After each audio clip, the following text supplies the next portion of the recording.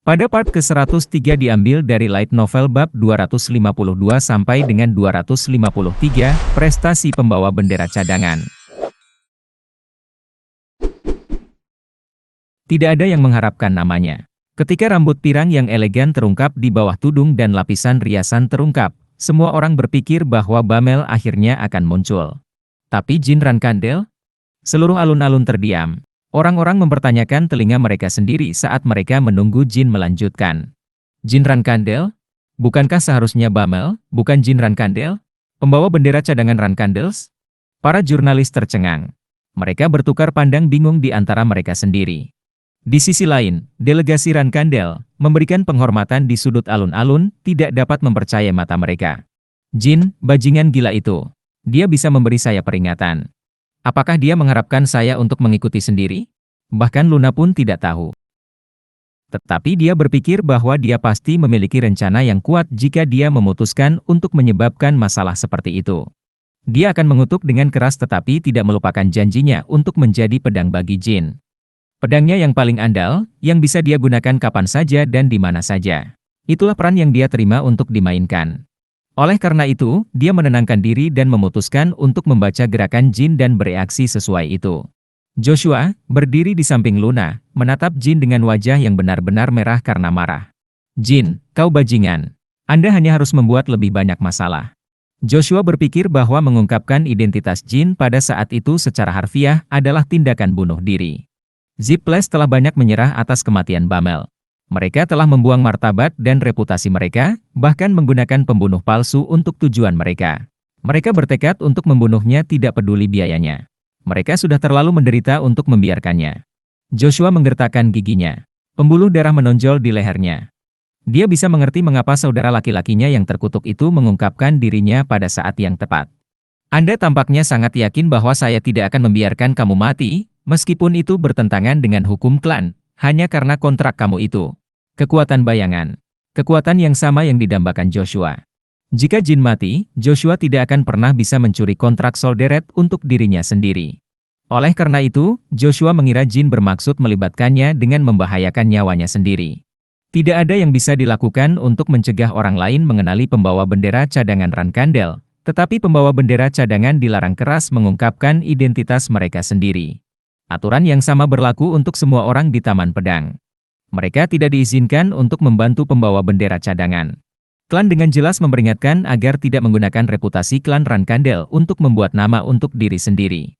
Itu adalah aturan yang terkenal, bahkan bagi orang luar klan. Tapi apa yang akan terjadi jika pembawa bendera cadangan dan pembawa bendera melanggar peraturan ini dengan begitu banyak mata yang mengawasi? Penafsiran yang ketat dari aturan tersebut jelas akan menuntut kematian atau pengucilan keduanya. Tetapi pembawa bendera khusus ini adalah Joshua, yang dikenal sebagai penerus patriark. Tidak mungkin ibu akan menghukumku dengan keras, dan jika mereka tidak menghukumku karena itu, bocah licik itu pasti tahu bahwa dia juga tidak akan dihukum. Macan kumbang, Rosa Rankandel, akan menggunakan segala cara untuk melindungi Joshua. Dan bahkan Rosa sendiri tidak bisa menemukan pembenaran untuk menghukum Jin tanpa juga menghukum Joshua. Joshua merasa sangat frustrasi. Dia bisa dengan jelas melihat rencana Jin, tapi dia tahu dia harus ikut bermain. Saya mungkin menerima trik kamu untuk saat ini, tetapi saya tidak akan membiarkan kami membodohi kami sepanjang waktu. Joshua memikirkannya dan menenangkan dirinya. Guardian Knights, bersiaplah untuk pertempuran. Joshua membisikkan perintahnya kepada para ksatria yang berdiri di belakangnya. Niatnya adalah untuk melindungi Jin jika Ziple melancarkan serangan. Loyalitas kepada klan. Loyalitas kepada klan. Para Guardian Knight membisikkan pengakuan mereka dengan sopan dan mempertajam indera mereka. Jin kemudian melirik Joshua, yang jelas-jelas sedang berusaha menyembunyikan amarahnya. Mata Joshua dan Jin bertemu sesaat. Jin tersenyum dan berpikir pada dirinya sendiri, kamu mencoba untuk menjaga wajah tetap lurus, Joshua, tapi aku bisa melihatmu. Kamu pasti sangat frustrasi setelah menyadari bahwa kamu tidak punya pilihan selain membantuku. Kamu tidak sainganku.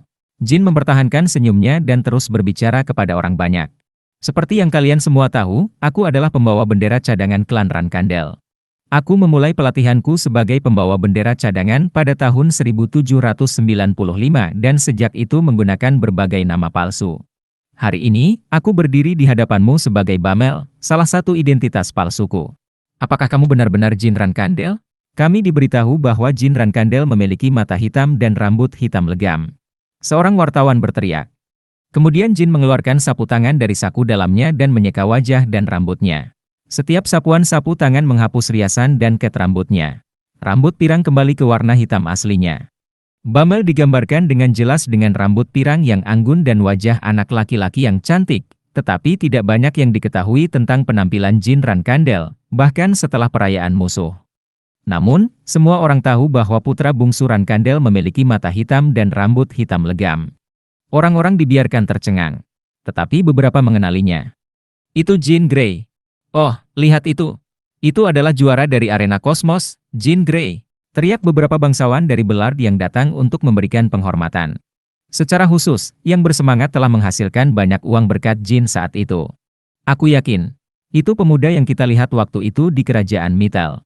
Demikian pula, delegasi tentara bayaran yang mengunjungi kerajaan suci, Raja Hitam, juga mengenalinya. Aku tahu Tuan Jin akan menjadi sensasi dunia suatu hari nanti. Dia juga cukup menjadi tontonan di perayaan musuh. Kuhaha. John Cena Farrell, dari Ksatria Raja Naga, tertawa terbahak-bahak saat mengenali Jin. Semua ksatria dari klan lain yang hadir pada perayaan musuh dan datang untuk memberikan penghormatan kepada kerajaan suci bereaksi sama.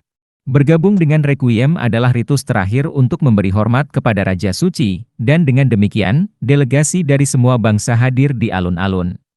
Saat para bangsawan Belard meneriakkan nama Jean Grey, para jurnalis teringat kejadian lain. Aula Kidart. Mereka mengingat pendekar pedang misterius yang meninggalkan nama Jean Grey di TKP. Semua jurnalis merasa bahwa naluri mereka mengatakan kepada mereka bahwa ini akan menjadi berita terbesar dalam hidup mereka, jauh lebih besar daripada pembunuhan Raja Suci atau campur tangan politik klan Zipley. Mereka harus segera mengajukan pertanyaan. Para jurnalis mengira Jin bisa mati kapan saja. Penyihir Zipley akan segera masuk ke alun-alun untuk memburunya. Akankah Rankandel dan para ksatria Hufester kemudian membantu Jin? Wartawan tidak percaya begitu. Tuan Jin, apakah Anda juga yang membunuh Ki Dart Hall? Apa alasan mempertaruhkan keselamatanmu sekarang dengan mengungkapkan identitasmu? Apakah kamu tidak takut dengan Zipley? Tolong beritahu kami alasan Anda membantu kerajaan suci sebagai pembawa bendera cadangan. Apakah Anda menerima perintah dari klan Rankandel? Ceritakan tentang hubunganmu dengan Lady Lani dari kerajaan suci. Semua wartawan mulai berteriak bersamaan. Meskipun para ksatria Rankandel dan Hufester memelototi mereka, mereka merasa tidak akan pernah memiliki kesempatan lagi untuk mengajukan pertanyaan kepada Jin. Plaza akan langsung berubah menjadi kekacauan begitu para penyihir Zipley tiba. Oleh karena itu, mereka harus mengamankan jawaban mereka dengan cepat dan melarikan diri dari tempat itu. Jin kecewa saat melihat para jurnalis berteriak seperti orang gila kesurupan. Dia selalu tahu wartawan melebih-lebihkan, tapi dia tidak berharap mereka melupakan sopan santun mereka di tempat berkabung ini. Diam, kalian semua. Aku tidak akan melayani pertanyaan, teriak Jin dengan paksa. Para jurnalis langsung gemetar dan berhenti berteriak. Saya di sini bukan untuk memenuhi keingintahuan kalian. Wartawan manapun yang berani berbicara tanpa izin saya tidak akan pernah memegang pena lagi. Ada sinar berbahaya di mata Jin. Dia bermaksud menindaklanjuti apa yang dia katakan. Wartawan terdiam. Jin menenangkan diri dan berbicara lagi. Sebagai pembawa bendera cadangan, saya melakukan perjalanan ke banyak negeri untuk mendapatkan keuntungan dan reputasi sebagai persiapan untuk menjadi pembawa bendera. Saat itulah saya menyaksikan eksperimen biologis yang dilakukan oleh Ziples di Kolon dan mengetahui bahwa kelompok teroris bernama Kinselo juga terlibat dalam percobaan. Para jurnalis buru-buru menulis untuk menyalin pidatonya kata demi kata. Aku tidak tahu bahwa Holy Kingdom telah jatuh ke tangan Ziples dan Kinselo, tapi sepertinya aku menyebabkan kedua belah pihak memutuskan aliansi mereka. Akibatnya, faksi-faksi terus-menerus berperang di dunia bawah Holy Kingdom, dan saya merasa agak bertanggung jawab atas peristiwa itu. Lani tampak muram saat mendengarkan pidato praktis Jin. Saya juga melihatnya sebagai peluang. Sebagai pembawa bendera cadangan, prestasi apa yang lebih besar yang bisa saya ukir untuk diri saya sendiri daripada mengungkap korupsi suatu negara dan, dalam prosesnya, menemperkannya ke klan saingan Rankandel. Mereka sudah menyetujui pidato ini. Itu dimaksudkan untuk memberi kesan bahwa Jin membantu kerajaan suci untuk kemuliaan pribadi, bukan sebagai sarana untuk membalas kebaikan Lani. Mereka sudah menyetujui pidato ini. Itu dimaksudkan untuk memberi kesan bahwa jin membantu kerajaan suci untuk kemuliaan pribadi, bukan sebagai sarana untuk membalas kebaikan Lani. Oleh karena itu, saya pergi ke Tanah Kinselo untuk menyelamatkan orang-orang dari kerajaan suci dan menyerahkan mereka kepada Lady Lani. Satu-satunya janji yang saya peroleh dari Lady Lani adalah bahwa dia akan bersaksi tentang pencapaian saya kepada klan saya di masa depan. Tapi Ziples harus menghalangi jalanku. Aku tidak membunuh Karl Ziple. Membunuhnya hanya akan merugikanku. Jin mengangkat bahu saat dia berbicara, membuat banyak orang tercengang. Oleh karena itu, saya datang sebelum kalian hari ini untuk mencegah nama palsu saya Bamel dicap sebagai pembunuh Karl Ziple. Lebih jauh lagi, pencapaian mengungkap kekejaman Ziples dan Kinselo adalah milik saya, bukan milik klan saya. Saya harap kalian semua ingat fakta ini. Karena, Jin menunjuk ke sudut alun-alun dengan jarinya. Sekarang mereka akan mencoba menghabisiku. Aku akan melihat kalian semua hidup. Selamat tinggal. Penyihir Zipley dalam jubah mereka berada di posisi mereka. Mereka baru saja menyelesaikan casting dan membidik mantra ofensif. Satria penjaga, lindungi pembawa bendera cadangan. Joshua hendak meneriakkan perintahnya. Tapi Luna adalah orang pertama yang meninggikan suaranya. Satria pelindung dari klan Rankandel dan semua ksatria Hufester, lindungi warga sipil. Aku sendiri akan memenggal kepala siapapun yang membantu pembawa bendera cadangan. Jin tersenyum mendengar perintah Luna. Dia mengerti dengan sempurna apa yang dia inginkan. Swos! 5 panah mana terbang ke arah Jin. Jin dengan mudah membelokkan mereka dan melompat dari podium. Sigmund menembus panah mana dan mengirim serpihan terbang. Kerumunan di alun-alun berteriak pada serangan mendadak itu. Para ksatria suci perisai emas melompat ke podium. Lindungi Nona Lani. Semuanya, turun. Jangan terjebak dalam baku tembak. Ksatria suci perisai emas berteriak kepada warga sipil setelah mengamankan Lani. Sebagian besar kerumunan mengikuti perintah dan jatuh ke tanah. Tetapi tidak semua orang mengindahkan nasihat itu. Banyak dari mereka yang panik dan terkena serangan para penyihir Zipley. Semua penyihir yang meluncurkan serangan ke Jin setidaknya berbintang 7 atau lebih tinggi. Sentuhan mantra mereka saja dapat menyebabkan cedera serius atau kematian bagi warga sipil. Tapi para penyihir terus merapal mantra seolah-olah mereka tidak peduli apakah warga sipil itu hidup atau mati. Faktanya, mereka tidak akan berhenti sampai Jin mati, terlepas dari berapa banyak warga sipil yang tewas dalam proses tersebut. Keluarga Zipley tidak lagi berpegang teguh pada simbol keadilan mereka. Jika mereka gagal membunuh Bamel, yang sebenarnya adalah Jin Rankandel, mereka akan dibenci mulai hari ini. Tidak, itu jauh lebih parah dari itu. Kehilangan Bamel di sini hari ini pada dasarnya berarti seluruh klan Zipley bermain dengan aktivitas individu dari satu pembawa bendera cadangan Rankandel. Mereka harus mencegahnya dengan segala cara. Kita harus menghabisi Jin Rankandel sebelum dia meninggalkan alun-alun. Jebak dia dan dorong dia ke tengah. Para penyihir putus asa. Mereka tahu lebih baik daripada siapapun bahwa klan tidak akan mengampuni nyawa mereka jika mereka kehilangan Jin sekarang, terlepas dari alasan mereka. Jin dengan tenang menilai lokasi para penyihir. 4 di kiri, 6 di tengah. 10 untuk saat ini. Hanya mereka yang tersisa di alun-alun. Tapi akan ada beberapa lusin yang mengejar Jin di luar alun-alun. 6 lebih lemah dari 4. Dia harus mematahkan formasi mereka dan meninggalkan alun-alun.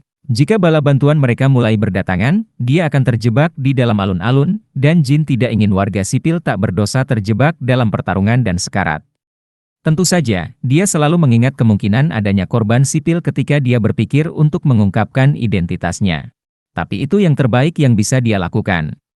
Dia harus mengungkapkan identitasnya ketika ada jurnalis netral, pihak ketiga, saksi, dan semua bantuan yang bisa dia kumpulkan untuk menempelkannya pada Ziples.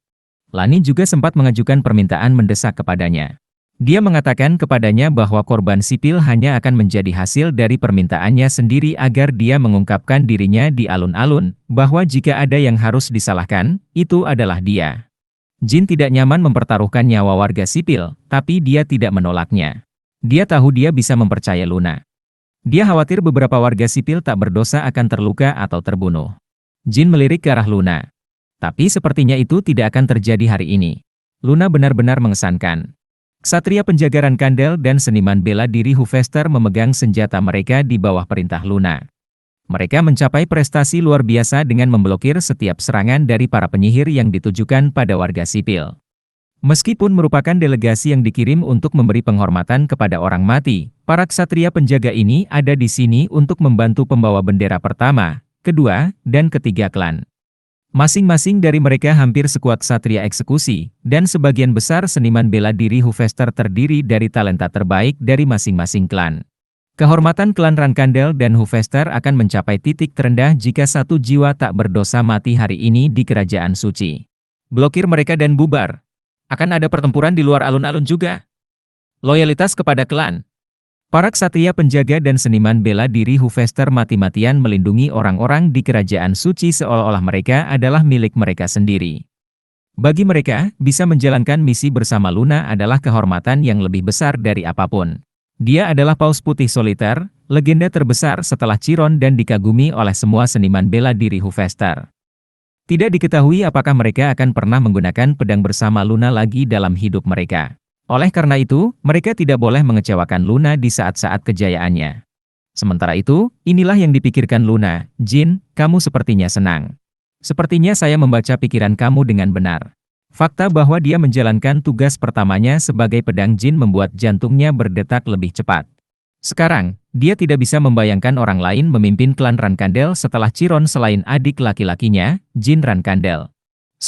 Ching. Meskipun mantra yang tak terhitung jumlahnya diluncurkan, hanya yang tersisa yang terbang menuju Jin, seolah-olah mereka telah disaring.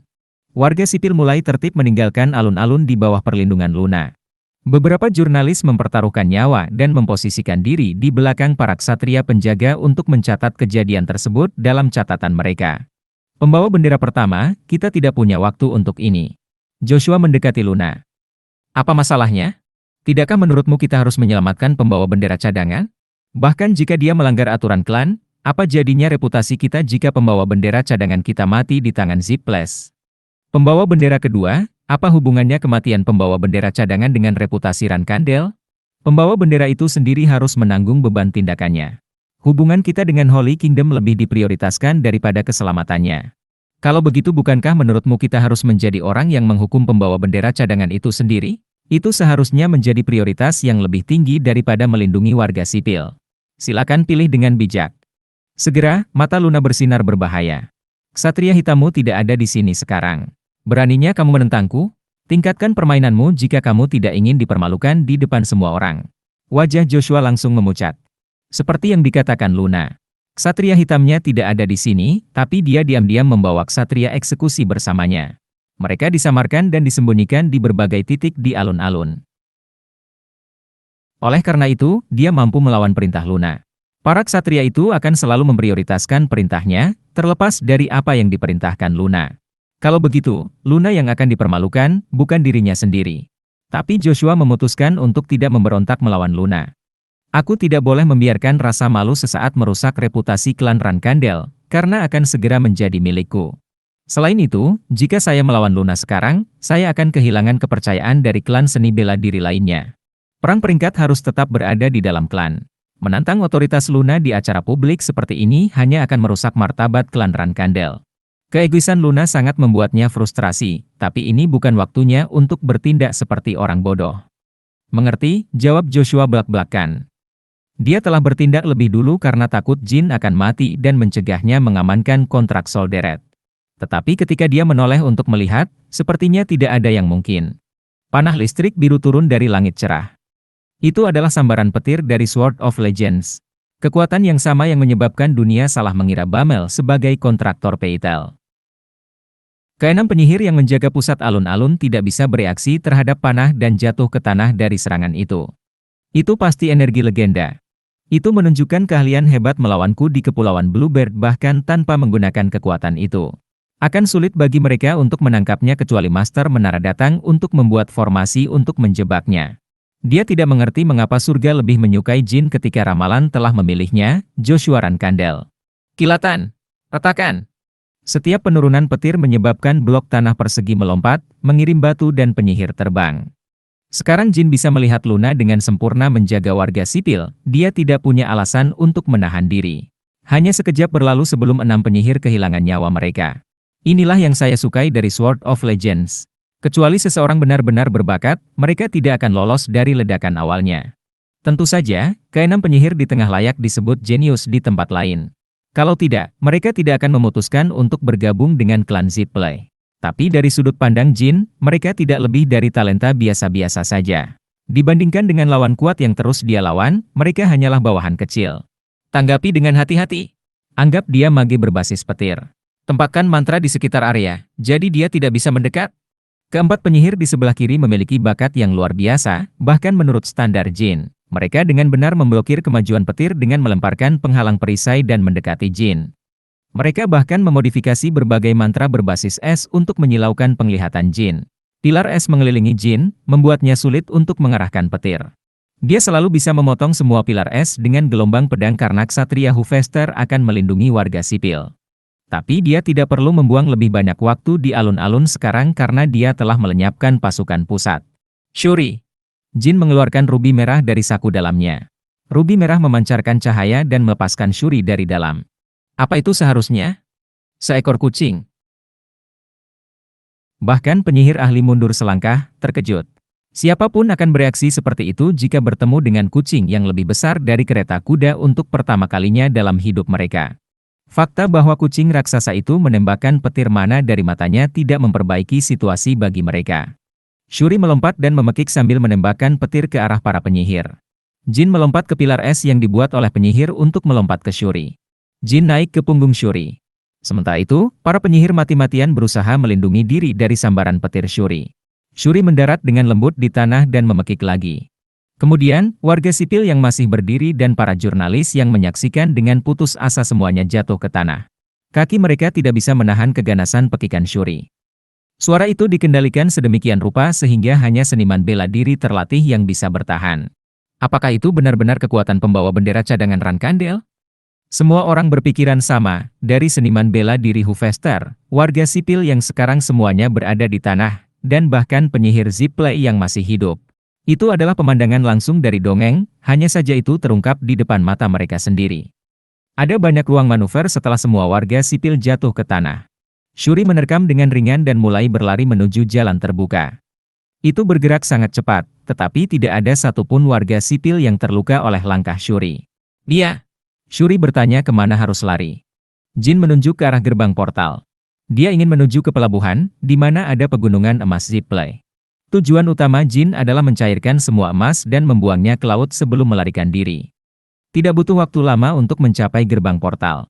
Penyihir Zippley di luar alun-alun tidak bisa mengejar Shuri. Pejabat setia kerajaan suci menunggu Jin dan Shuri di gerbang dan membuka akses bagi mereka saat mereka tiba. Terima kasih, Tuan Jin. Semoga Anda beruntung. Aku juga berharap kamu beruntung. Ketika Jin tiba di pelabuhan, dia bertemu dengan orang terakhir yang ingin dia temui. Jin. Lihat, ini Jin. Mata remaja berambut putih itu membelalak kaget saat mengenali Jin. Itu adalah Beradin Zippley, penerus patriarkat klan Zippley. Sepertinya dia baru saja tiba di pelabuhan juga. Namun di belakang Beradin, ada sesuatu yang terbakar dengan liar. Mereka telah membakar emas.